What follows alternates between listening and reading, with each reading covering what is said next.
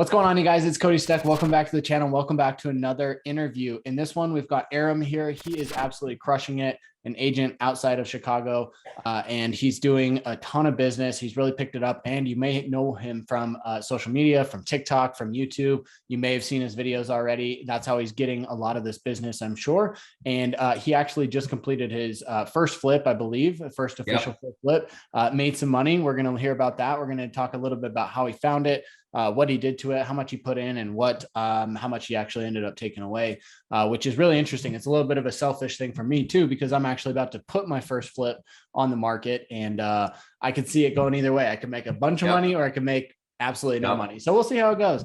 So I'm really excited. Aram, thanks for doing this with me, man. Thank you for having me on, man. I appreciate it. I'm excited. So let's do it. Yeah, it's going to be good. So why don't we just jump into that? Give us a little bit of a rundown on like your business, what it looks like right now, what you're doing to generate business, that type of stuff. So production wise, I'm a little bit ahead. I just crossed six figures. I want to say today. I got a check coming that I believe put me over six figures net as of this moment. So we are ahead of schedule. GCI, right? What's up? That's GCI. It's not my gross. It's a little bit less. So my gross has already hit 100, but so I like to go off my net number. So net, we're six-figure class right now. So we're halfway down to my 200K goal. Production, so business is booming. I'm working with a lot of investors, learning a lot of things. My flip is done. And a lot of my business just coming from social media. And we're just growing by creating more content, more interesting stuff, and then just diving really into this investing stuff because it really interests me, man. Yeah, absolutely. No, it's interesting. I mean, the thing that I love about real estate is you can make a lot of money really quickly, which is really cool. And you can make, there's no cap, right? You already made $100,000 this year, and we're in June. You still have 6 months before the end of the year, right? So if you hit that 200,000 number, I mean, that's phenomenal, right? People would love to have that much money coming in. So it's pretty cool to be able to see that. And like you just said, you're getting a lot of that from YouTube, from TikTok. Tell us about that. I mean, what is your main focus, and how are you pulling people in from that? Yeah. So this year, I would say I have a really good balance of past clients who I've sold like great investment property to, and they want to sell it. And then I've had like a good, like I would say 5 to 10 investors that found me on social media. Either we went to high school together and they completely forgot about me. Then I showed up on their feed, or they complete strangers found me on TikTok, they reached out to me, and now they're like my go-to investors, right? So I have like 5 or 10 of them that I just like, I'm constantly doing deals with them. I'm helping them find a place, fix the place, sell the place. Now they have more money. So they come to me. So I help them find a place, fix the place. Now it's just rinse, repeat. So that's been fantastic. And I've just been getting a lot of like just random leads in my inbox just by making the content. And I have shifted a lot of my content from being agent focused to more consumer focused. And that's when I recognize there's been a lot more lead flow coming in just by making that small shift. My YouTube is still agent focused because that's what I do on that end. But my TikTok, my Instagram, my Facebook is all consumer focused.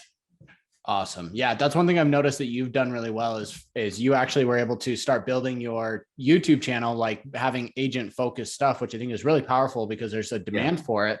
And it gives you kind of that authority in the space. And then you create this other content on these other platforms that's more consumer facing, and it allows you to, pull in a lot more leads from that. So are these people that are living in your market already, and they're like, hey, Aram's in the same, he lives 20 minutes away from me, or are these people relocating, or what does that look like? Most of them actually live here. Yeah. I only have one client that's relocating out, but they still live here. So no, everyone's been local. Yeah, dude, that's fantastic. I mean, that's something that I've been trying to do myself, but just haven't gotten to that stage yet. I mean, I've picked up a couple clients that are here local, but most of mine are actually moving in from out of state. And maybe it's the power of YouTube. Maybe it's just a little bit different medium or something like that. But that's really interesting. It's your platform, because on you, if I'm like looking to sell a house and I live in Chicago, I'm not gonna look up best neighborhoods in Chicago. I kind of live here. I know it. I'll ask my dad or whatever, right, or my friends. But if I wasn't out of state, I probably would. But on TikTok, I'm just scrolling through and you show up. And I think that's why it's different. Yeah, absolutely. Well, and then people realize, oh, hey, you're in my market, I'm going to reach out to you. So that's really cool. Yeah. What's your strategy for putting together? I want to talk a little bit more about TikTok, and we'll talk about this. But what's your strategy for putting that content? I mean, what's your real focus when it comes to creating content, how you film it? What does that back end process look like? It's a great question. So just 3 or 4 weeks ago, I actually hired on a full-time videographer, not full-time, I shouldn't say full-time, but an on-staff videographer. So he's here 8 hours a week, and that includes my edits and all that stuff, right? So the way we film so the 2 days that he's here, I separate into 2 days. I have about an hour I film on each day, and the rest is edits, right? So what I'll do is I'll just have him set the camera up and just leave it there for 15 to 20 minutes, right? Because a lot of these TikToks, they're maybe like 15 seconds long, 30 seconds long. They're not long, right, in general. So I just need a 15-minute just rolling clip. And I just, as soon as an idea comes to me, I look at the camera, I identify my audience right away. So I hook them exactly who I'm talking to, give them a quick zinger, and I'm out, right? I try not to do too long form content on TikTok, right? For example, I'll go in and here's a video I did. For example, I was like, putting 20% down on a house is stupid because you could do 5% down and invest the rest to make up for any extra interest or cash flow or whatever you're paying on the other end. Boom. 10 seconds, 15 seconds, we're done. That's video one. And I just do those, as many of those as I can. Sometimes I'm I'm in a groove, we knock out 15. Sometimes I'm a drought, we get 3, right? So then he edits them and he puts like, spices up a little bit, and I'll put it on TikTok with like a little sound behind it. I'll find if one is a trending sound or maybe like a dramatic, piano sound in the background. And then I just throw it up there. And they've been doing great. I found sharing a story has actually been fantastic. I shared a story about like my Uber days when like a kid told me you must not be a good real estate agent. I don't know if you saw that one. But I did very great on all platforms. I think because it was a true story. It was like more interesting as well. Because not always no one's trying to learn all the time, right? Yeah. So I like to mix in a little bit of fun in regards to the education. Yeah, that's genius, man. I love that you just set up the camera and you just let it roll and then you just chop it up later. I mean, I think that's a really good tip that somebody could take and implement and do themselves, where they can just set up the camera and just sit there, and have it be filming. And then when you get an idea, just start filming it. So are you doing something on screen for those videos, or are you doing are you actually saying, hey, putting 20% down is a bad idea, you should only do 5%, or are you actually doing text on the screen for something like that? My videographer will add images and texts, but like a lot of like punch. So I told him every 3 to 5 seconds, something needs to happen on camera to keep the viewer's attention, right? Yeah. So whether it's a punch in, or if it's a text, or if it's like maybe a photo, but something is always happening every 3 to 5 seconds to keep you going, and add that extra layer of entertainment. Right. Yeah. So that's what we do. But mostly it's literally me. Literally, I'm sitting in this very same chair. Camera's right there, and I don't move because we're in focus. I can't move. And then I just go at it. Yeah, you're locked in. No, I love that, man. That's really cool. So, what does that look like for the edit process? Are you filming on your phone? Are you filming on a DSLR camera and then putting it on the computer and editing that way, or what does that look like? So that's what we're doing exactly. So my videographer has a Sony. I want to say it's a Sony A7. A7II, and then so regularly, if you're filming like a regular video, you film it like this, right? Yeah. When you're filming a TikTok, you just have to turn your camera like this. That's it. Yeah. So, and then we have lav mics, so I'm hooked up, and he just hits record, and we roll. And then he edits it, color corrects it, sends it to me on Google Drive. I download it and I upload it. Got it. Okay, that's smart. And then are you doing all the text and the images and stuff on your phone when you upload it to TikTok, or are you doing that late, like during the edit? If he forgets, or if I feel there's a place that I need to add something, I'll just do it on TikTok, but mostly no. Cool. Yeah. So you do it actually on the computer through the edit. Yeah. So he does most of that. Well, where I'm talking to the camera, that he does all that, right? Yeah. I still put, I don't know if you notice this, every now and then I'll pepper in like I recognize the trend, and I'll just jump on the trend where it's just sound and I'm acting out or I'm doing something. But those are the TikToks I've been making, and they're what really gets you attention. Yeah. And then the videos where I'm talking and I'm educating, it's what gets me the actual business. They don't get as many views, but they do get you clients.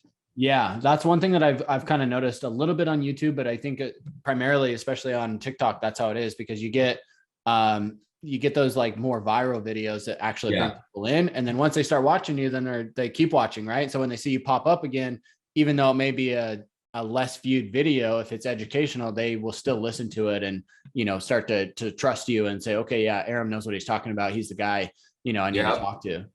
And not every viral video is the same. Like I've had videos that have 50,000 followers, like 300,000 views, right? Yeah. But my follower count doesn't change. Then I'll have like a video with like 12,000 views, boom, 200 followers, right? So it does, the content does matter. So it's very important that at least like, you'll know when it's like, oh, this is good because this resonates with people because they're actually sticking around and following. And after a while, you'll figure out what those are. Yeah, that's awesome, man.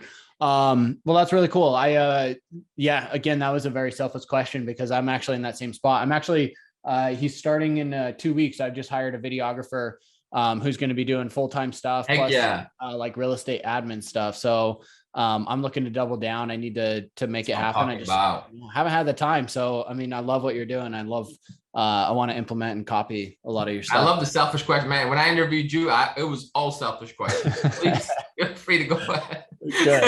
Good. I love it. Well, cool, man. Well, let's talk about your flip. So you just recently sold your first flip, maybe a month or two ago now. Tell us about how you found it, what you put into it. I mean, tell us the story. Oh, absolutely. So I'm at a cigar lounge in Schaumburg, Illinois, which is where my initial residence is, and I own a condo in Elk Grove Village, right? Just remember these city names. I'm smoking a cigar. It's an afternoon. It's like 1 o'clock, right? And I'm looking at houses for my other clients, and I'm in the private listing, and I just see this house in Elk Grove. And just the day before, I was I was following up my cold call leads from like a while ago, and there was a house in nearby that had run comps for. So I was like, well, that's interesting. These houses sell for like 290, 300 grand. Why are they asking 225? So that clocked I got it right away. So I look at it. I'm like, oh, it's in Elk Grove. It's 4 minutes from my condo. Okay, and it's 10 minutes away from me right now. So I just called the agent. I booked the appointment. It was vacant. So I was able to go. I went about 4 minutes in the house, and I was looking for a good layout, a solid structure, like cosmetic work, like nothing too crazy, good room sizes, and no basement. That's my ideal setup, right? So there's no flooding I got to worry about, no settlement cracks, nothing, right? Smooth. And that's exactly what this house had. It was it needed a full rehab cosmetically, but the roof was fine, siding, windows, brick, landscaping needed the Lord, but we provided that. But other than that, everything was good, right? No concrete work, nothing. So I'm like, you know what? This has potential. And I'm like, you know what? If I could get it fixed for 30 to 35 grand, that was a number of my dreams right there. We can make a good profit on this bad boy. Cause I was figuring 315 was the, ARV. If I get it for 225, 35 in, that's a good profit right there. Yeah. Now what happened was once we bought it, I recognized real quick, materials cost a lot more than I thought. My labor costs, like building materials and labor costs was 28 grand. And then my total all in was 52 in regards to like remodeling it. And between 28 to 52, there was maybe 2 grand in landscaping. The rest were finishes, right? So those cost me a fortune. So I was all in 272, I believe, if I do my math properly. Yeah. Because, when you purchase the tax prorations, I was really buying it for like 220. I bought it for 225. And then I listed for 315 because I didn't think I could get more than 325. I definitely didn't think it would appraise for more. We got 336. 336 on it with an appraisal gap for 15 grand. I was like, whoo! Oh, and long story short, the net profit after paying my brokers, I was $38,000. Holy smokes! Yeah. Let's go, man. That's awesome. That's phenomenal. I love the fact that a couple things. One, you went out there, you found the deal first, which I think is really important. I mean, I work with a lot of investors. I know a lot of investors who flip a lot of houses, and they always say, hey, finding the deal is number one. And then number two, I mean, you found a deal that had enough margin in it that, even though you were over budget on your rehab, at least you still came out ahead. And of course you got helped by the market, by getting such a strong offer. I mean, that's phenomenal. And even after it's all said and done, it was a blessing. Yeah, I was honestly stressed. Yeah. How long did you have the property for? So I have to give a huge shout out to my construction crew. Okay. Because I work with one team. They were in and out in 4 weeks.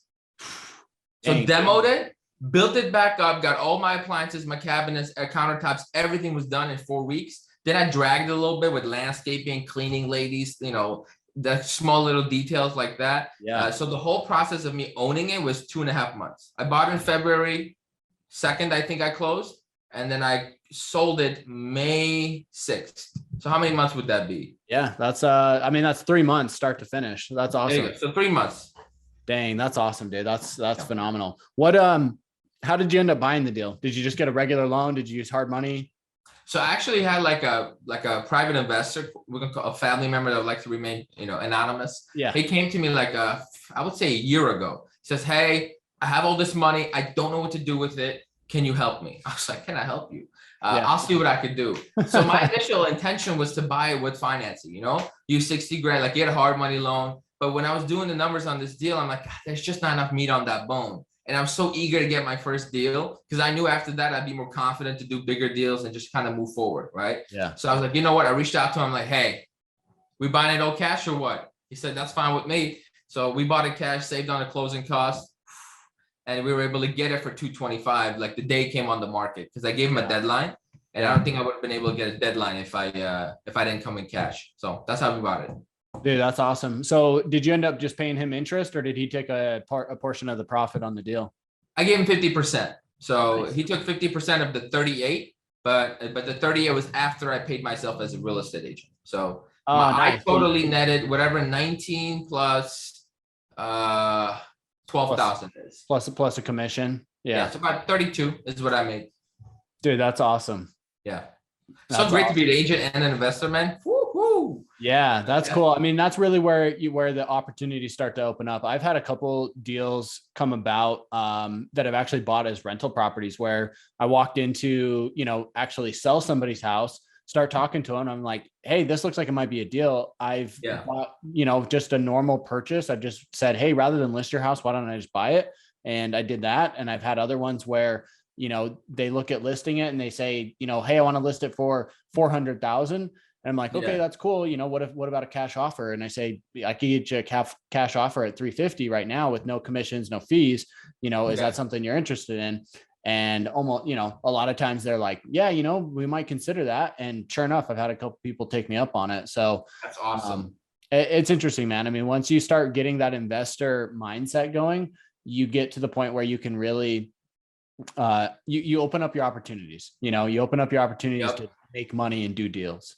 If I may add, what I thought was awesome about it was I was the listing agent of my own house, and I was able to give my team an opportunity to use the house for any marketing thing they wanted. I'm like, "You want to step on the counters? Go ahead. You want to talk crap about the house? Go ahead. You want to insult the finishes? Go ahead. You want to compliment them? Go ahead. Whatever you want to do. Don't knock the neighborhood. Go ahead." Like, we're not even like what I did was I was supposed to list it on Thursday, right? But me and my team went door knocking the entire neighborhood. It was like 300 doors on Wednesday.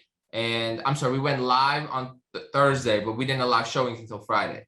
But we did a neighbors only open house. So that way it gave my agents like a reason, like a value add to the neighborhood, right? Because fully remodeled, no inventory. And it actually led to like 3 amazing connections. The neighbor across the street, I knocked on their door. They came through. They invited me to their house. So now I'm inside their house. I'm giving them investor tips on what to do, what not to do. They got my card. So I guess when the time comes, they'll reach out or something. So I think it's like, if you're a realtor, man, and an investor, it's like one business grows and it helps the other grow. This one grows, it just helps this grow. It's like, it's symbiotic. It's so amazing. It's beautiful. Yeah. It's like a wave. Yeah, exactly. Well, and I know that you're going to be the guy that's taking the money that you earn from investing and selling real estate and then putting it back into real estate, for long-term stuff.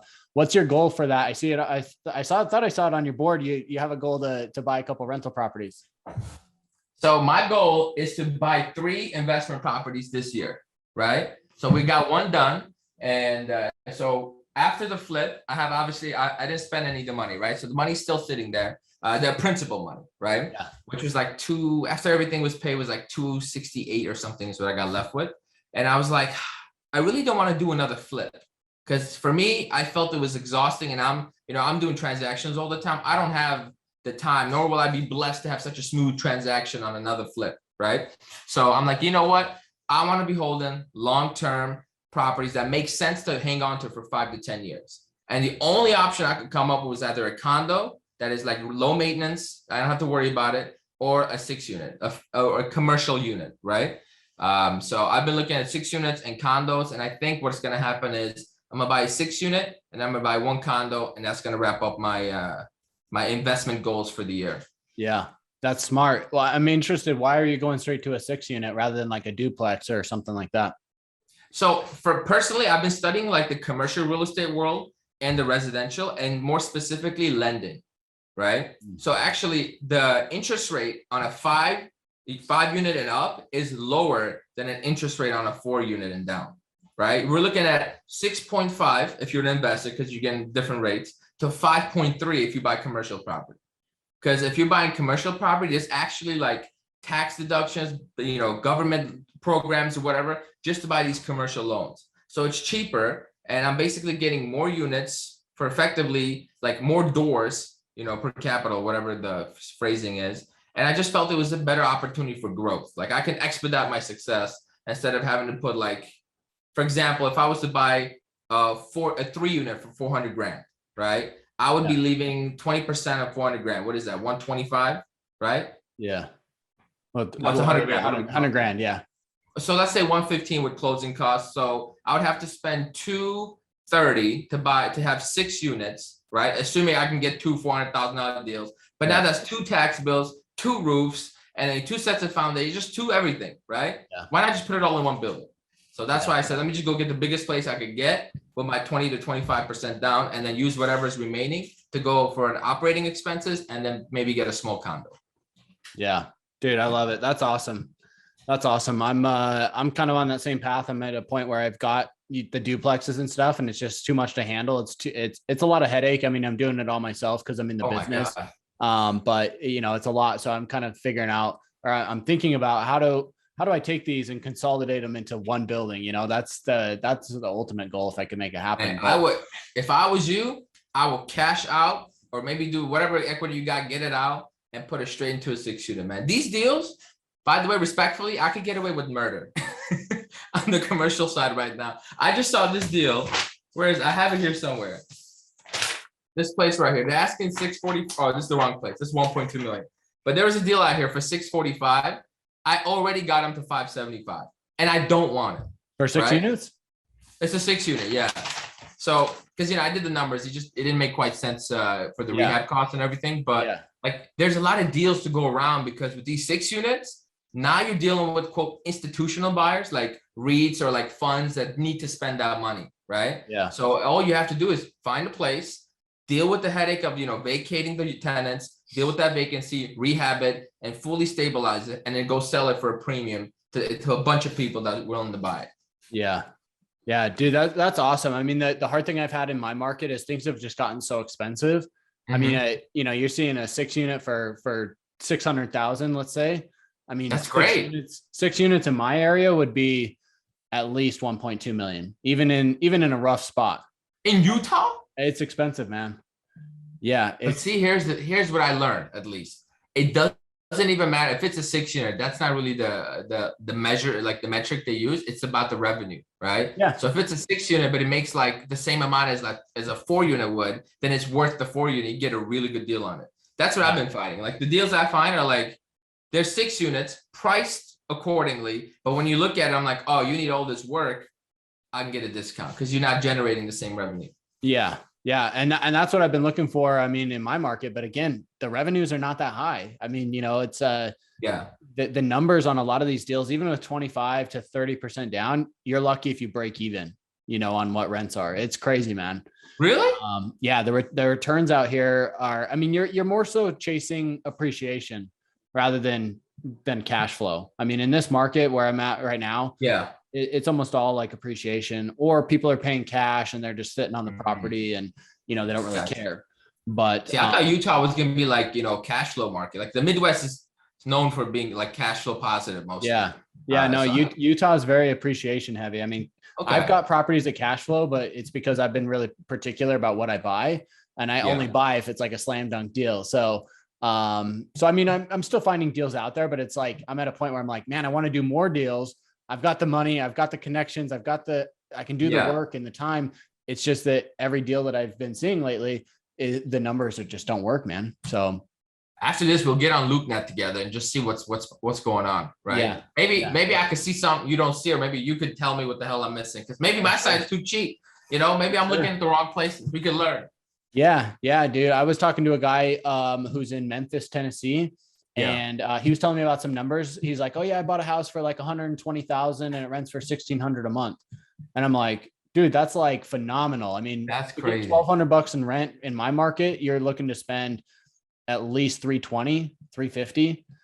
Wait, that's it's nuts. So man. you have high prices but low rents? Yeah, our rents are pretty low. Damn. Our rents are pretty low compared to the market. I mean, they've gone up pretty drastically over the last 6 to 12 months. But still, compared to a lot of other areas, they're still pretty cheap, actually. Damn. So the cost of living in Utah is actually pretty damn good. Yeah, I mean, the cost of I mean, it's gotten a lot more expensive. As far as like your daily expenses, it's pretty good. It's the housing that's expensive if you're looking to buy. If my rent is going to be cheaper than my mortgage, why don't more people just rent there? More people gotta fix itself. Yeah, more people are choosing to do that now because rates have gone up. I mean, when rates were low, it was a little bit different. But now that rates are going up, I mean, yeah, you could rent a place for $500 less than what a house payment would be, even with 20% down on an equivalent house. My God. Do you guys have high property taxes? No, not like you guys in Illinois. Yeah, well, no. I guess my market's better than I thought. I need to stop complaining, man. Yeah, stop complaining, man. No, just find me a deal. I've literally started looking out of state because it's hard. It's hard to find cash flow. You know, it's like California. California has the same problem. I mean, rents are higher there, but with where property prices are, it's still hard to cash flow. So I mean, anyway, we'll talk after this interview. We'll talk. Yeah, I can show you at least what I'm looking at, and you can go off that. Absolutely, man. No, I appreciate it. I mean, with that, I mean, unless you have anything else to add, I really appreciate you coming on and just chatting with us a little bit about YouTube and TikTok and this flip you did. I think there's a lot of value to be had in there. And I want to personally push more agents to look at investing and, you know, add that to their tool belt. And I think that's something that you've done phenomenally, and you're doing it in a way that's done on social media. Thank you, my brother. I appreciate it. I would like to add something. Remember at the end of your interview, we talked about taxes, right? Yeah.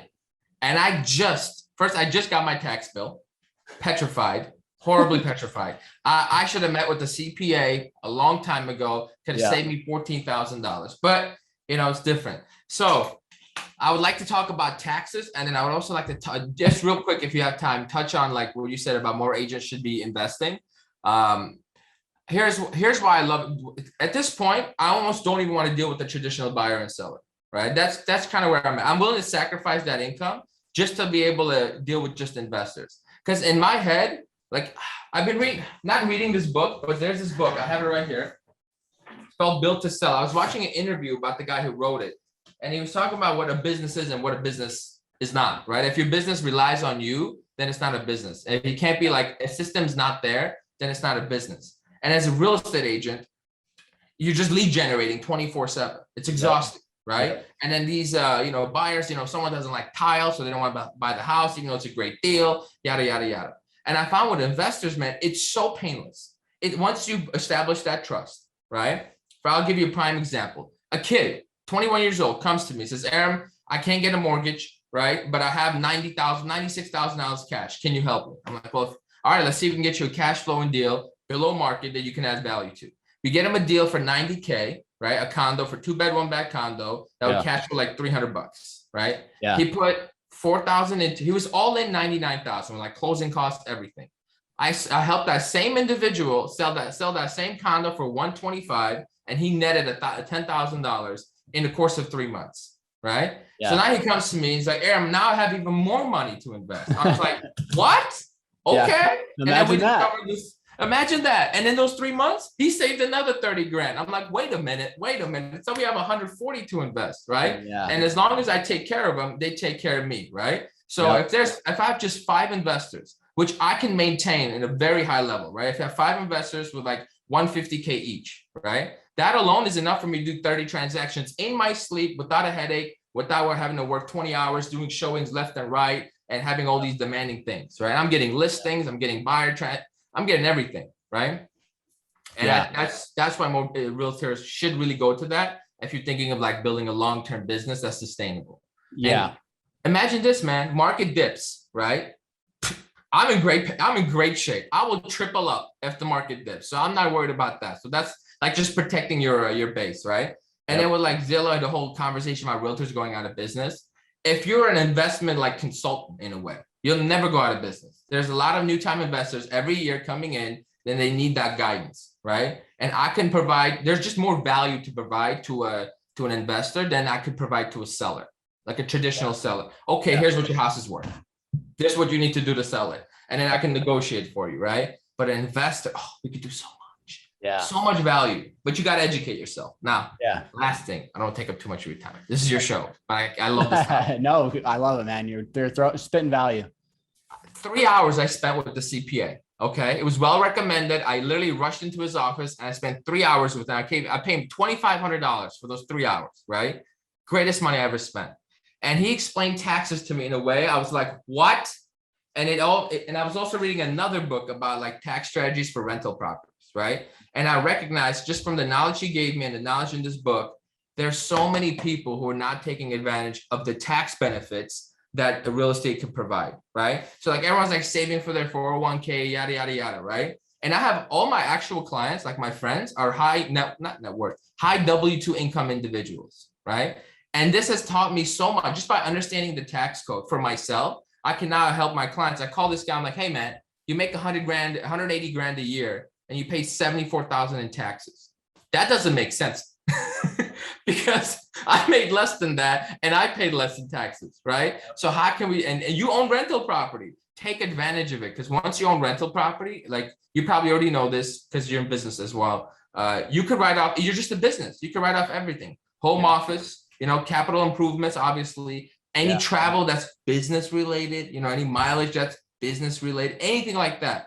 And if you actually lean into it, man, if you were like making 150 a year, but paying like 60 grand in taxes, you can make 150 a year and only have to pay 30 by having a rental property. It doesn't even have to cash flow. You just have to have it.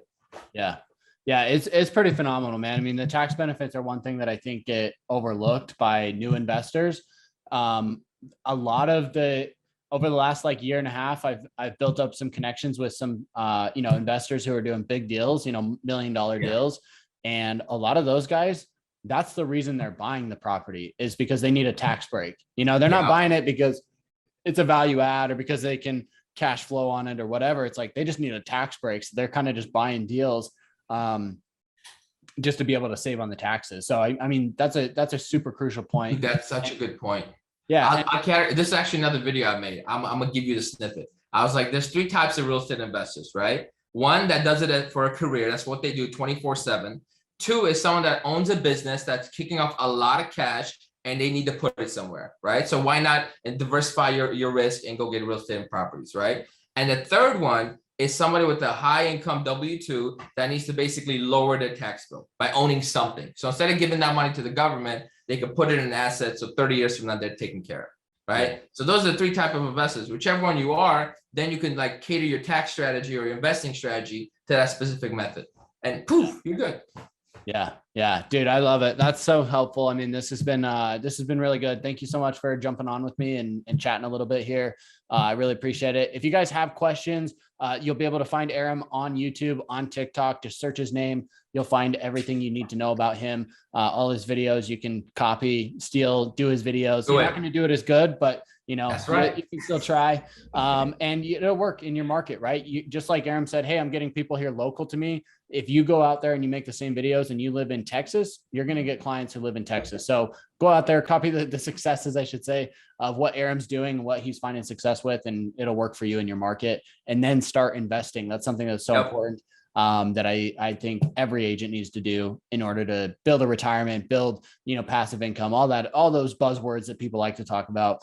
That's what you're looking for. So Aram, thank you for being on here. I really appreciate it. Thank you, Cody. Appreciate you, brother. Yeah. Peace out. Peace.